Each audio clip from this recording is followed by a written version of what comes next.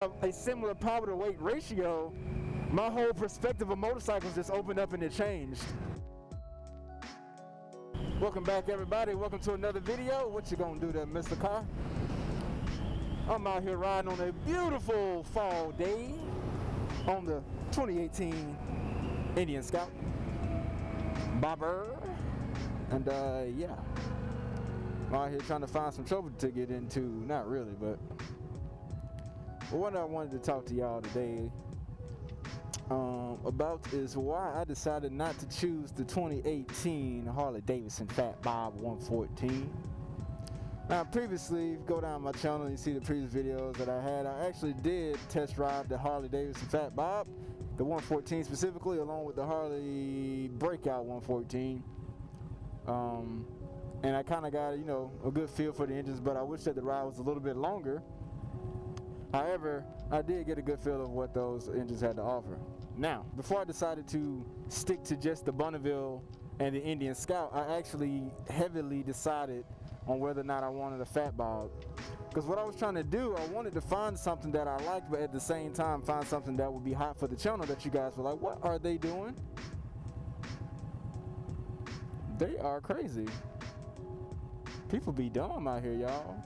Anyway, I wanted something that not only that I like, but would be good for the channel. And the FatBob was a heavy consideration, because you go back and look at my video on the Harleys, I got 22,000 views. So I figured, okay, if I'm going to get a bike, I'm going to get something that not only that people like, but, you know, something that's going to be hot. But I messed around and test rode this Indian Scout Bobber. And honestly, I kind of forgot about the FatBob. That's just how it went. And the reason for that is because I like the FatBob, but at the same time, I couldn't justify the price for the FatBob. And you know, you could say that, oh, you know, the FatBob had more to offer and everything, but when you look at the FatBob on paper, I really wasn't impressed. Now, when you ride the bike and everything, you know, the engine's putting out good power, everything's good. You know, Harley put a lot of work into that engine. But the problem that I had with it is the fact that I had to pay 18 grand, 18.6 actually, before taxes, before freight, before destination fees and all of that, before I could even get the bike. Now, being that I got this Indian Scout Bobber for a hell of a price, I really did not expect to get a FatBob anywhere close. I did not expect to get that bike anywhere close near MSRP. I just did not believe that was going to happen. Simply because Harley, you know, they're not going to let that bike go for too much close to MSRP. So I didn't even expect that. So I fell in love with this Indian Scout, right, at 12,000 or at least 11,499 MSRP. Now here's the thing. Neither of these bikes have cruise control, and I think, of course, the FatBob did have ABS, but I got the bike, the trim of the Indian without ABS, because I figured that I wasn't gonna really need it. Now I'm gonna pass this car. I'm gonna try to anyway. Whee! Escape my peg. Why? I don't know, just because. Anyway, MSRP 11,499 versus 18.6. Now I'm just gonna go ahead and do a comparable, you know, spec on these bikes. I guess you could say I should compare it with the 107, but anyway, let's just go by strictly power, because right now I'm just rambling. If you look at it from a power perspective, the 107 FatBob is putting out about 95, either 92 or 95 horsepower, and it's putting out about 107 foot-pounds of torque. So when you look at it from that perspective versus 100 horsepower on the Scout and 75 foot-pounds of torque, it makes sense that the 107 or the 107 FatBob is better. Now granted, the 107 FatBob is about, I want to say $4,000, $5,000 more than this trim that I have. Also, the FatBob weighs about 100 pounds more than the Indian Scout Bobber does. So that's also something to think about. Now, if you move up to the 114 is pushing is pushing about, wait, actually, no, I'm sorry. I got that wrong, guys. No, I got that wrong. The 114 FatBob is pushing 92 to 95 horsepower with 114 foot-pounds of torque. I'm sorry, I got that backwards. So the Indian Scout in its stock form has more horsepower, but it has about 40 foot-pounds of torque less. So we look at it from that perspective, the FatBob in the torque realm anyway has more power than the Indian Scout does. But is it at 18.6 versus 11.499, or really 12.499 if you count the ABS? Is that, are you getting $6 grand more worth of bike as far as power goes? And to me, I couldn't justify that.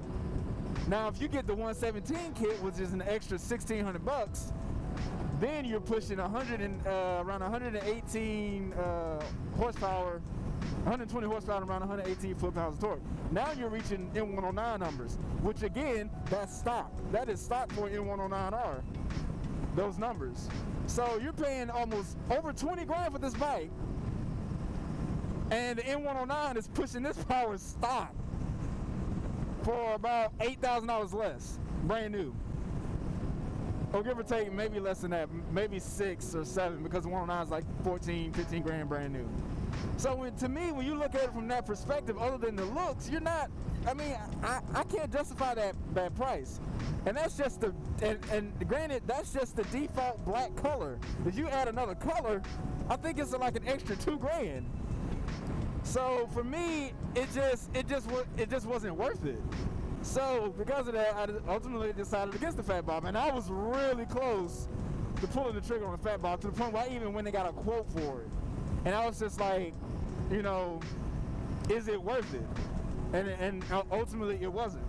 Now, as far as like the electronic packages stuff and all that kind of thing goes, I think the only difference is it had ABS, and you can get ABS on the Indian Scout Bobber. So again, is it really worth it? Now, that's not taking anything away from Harley. The 107 and the 114, oh, that is a dangerous place to have a freaking issue, dude. Really, that's, oh God, that's dangerous. Anyway, that's not to take anything away from Harley. Though the FatBob and the Breakout are fantastic bikes. They're really good. So, I mean, if I was in the market for a new Harley, those are the two bikes that I would get. One of the two bikes that I would get. And simply because that engine, that engine and that transmission on that FatBob and that Breakout, they were top tier, but you are paying a significant premium for those bikes. Now, would I recommend it to somebody? Yeah. Now, the styling on the FatBob is controversial. You know, the same thing with the Scout. People are gonna look at it as like one looks better than the other. And I gotta admit, I really like the LED headlight on the Scout. I mean, on the FatBob. And not to mention the big difference between the Indian Scout Bobber and the FatBob is the Indian Scout Bobber has a very terrible lean angle, which is about 29 degrees. And the FatBob had a lean angle of about, I want to say 40 degrees. So that's a significant difference in lean angle. But, you know, when I bought this bike, I wasn't really looking at it as far as like how far could I lean over and everything, because I was really looking for an entirely different kind of ride. Now, had I been looking at that and that was a big consideration on what my next bike would be, then the FatBob would have definitely been in a higher running than the Indian Scout Bobber, because the Bonneville Bobber had the same thing. It had a really crappy lean angle, but the overall ride experience was really good. Like I said, that's definitely not taking in. I don't want people to bash me and say, "Oh, you're an Indian fanboy." Like, no, I just didn't see the money. I just didn't see it, you know. I don't want people to think that I'm hating on Harley or think the FatBob's a garbage bike or anything. The bike was freaking fantastic. You can hear my excitement in the video. I thought it was fantastic. But that's just how I feel about it. But I got a buddy who's very interested in it, and a couple of you guys are very interested in it also on the channel. And I say, if you haven't ridden the FatBob, you really should go test ride the FatBob. But being me, I'm going to tell you to shop around. I'm going to tell you to test ride other vehicles or other motorcycles, because you need to see what the competition has to make sure that is exactly what you want. Because I got to admit, I was not looking at the Indian Scout Bobber until I test rode this thing, and I freaking fell in love with it. Now, I scraped this plug a lot, but that's okay. I'm perfectly fine with that. I knew that going in. And honestly, that's not a deal breaker for me. And honestly, power to me, I was really stuck on power, but after I started riding these mid-sized cruisers with less weight, better chassis than the 109 and less power, but they have a similar power to weight ratio, my whole perspective of motorcycles just opened up and it changed. And now I'm not so much looking at bikes for power anymore. I'm looking for overall ride experience. And bikes like the Indian Scout and the Bonneville, they're delivering hard. And my hat still goes off to Harley because they did a fantastic job on the FatBob and that entire 107, 114 Milwaukee engines. Like, they did a fantastic job on them. They are butter. Like, they are so smooth, and the transmissions on them are so smooth. Like, it's awesome. But what it comes back down to also is how much maintenance do you plan on, spending on these bikes? Because I personally don't feel comfortable working on a Harley. I feel very comfortable working on my Suzuki, and I do work on it. Now, Triumph, I was kind of iffy about the Triumph, but this Indian, I feel very comfortable working on this Indian, and I don't feel like I need to take it to the shop if I'm doing basic, maintenance tasks like bolt-on stuff and stuff like that. Now, when you start getting into the engine and you're starting to do stuff like that, then that's a big thing that you got to think about. Now, luckily for me, which was a very big consideration when it came to picking this Indian, this bike has self-adjusting valves. Somebody mentioned it in the comments. I don't remember, so please don't kill me for it. But this bike has self-adjusting valves, so when you get to the point where it's time to adjust the valves, you don't have to. It's something to think about. And not only that, this bike has 10,000 mile oil changes. I don't have to test the oil change on this bike. I don't have to make an oil change on this bike for 10,000 miles. After the 500 mile service, I don't touch the oil on this thing until 10,000 miles. That is completely absurd. On my 109, I change it every 2,500 to 3,000 miles. So when you look at it from that perspective, your total overall cost of ownership is steadily going down. And the same thing with Harley, and the same thing with any new bike.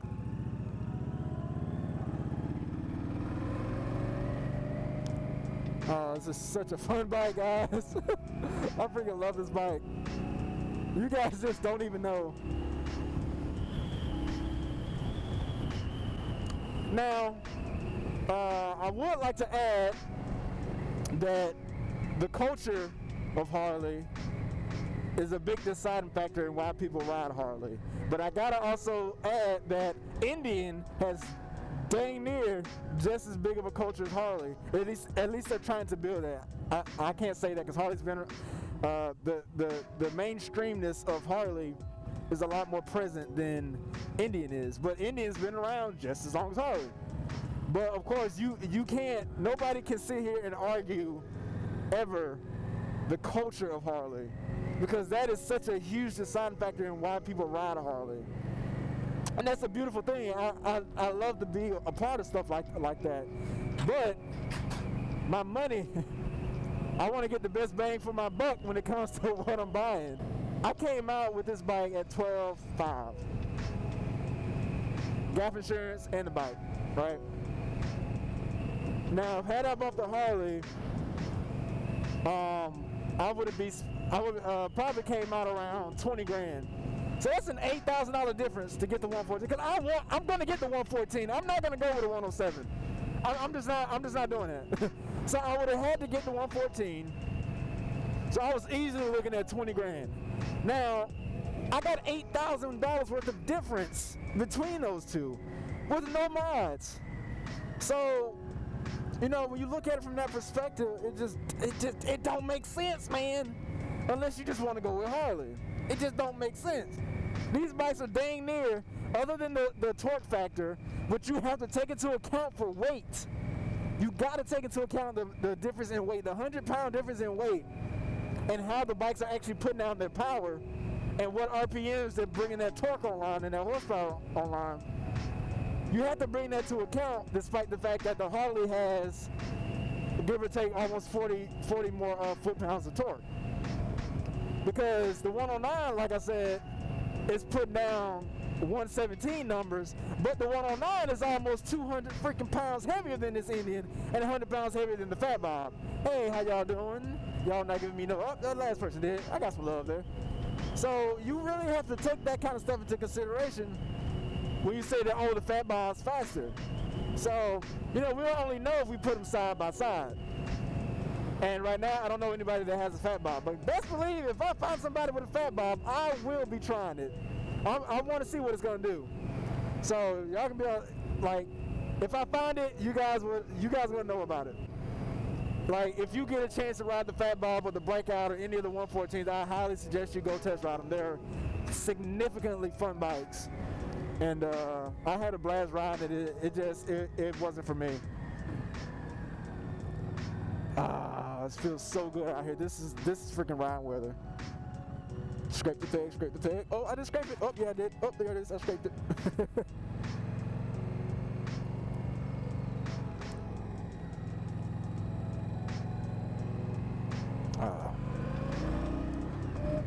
I'm so ready to get out of this break-in, guys. You guys just don't know. I'm at 270 miles. Look at that. It just wants to go. She wants to go, baby. Oh, I love this bike. But yes, I'm going to go ahead and cap it off here, guys. I want to thank y'all for watching. Let me know what you guys think in the comments. If you agree with me, cool. If you don't, cool. Let me know. I'm kind of curious. Like, I want to hear you guys' thoughts on what you think about the Harley FatBob and as far as the price goes and what you get in other bikes. So let me know in the comments. And I'm Brandon Bicasso, and I will see y'all in the next one. Peace out. Oh, shoot. A bug hit me. Oh, man. Oh, shoot. That was a big bump.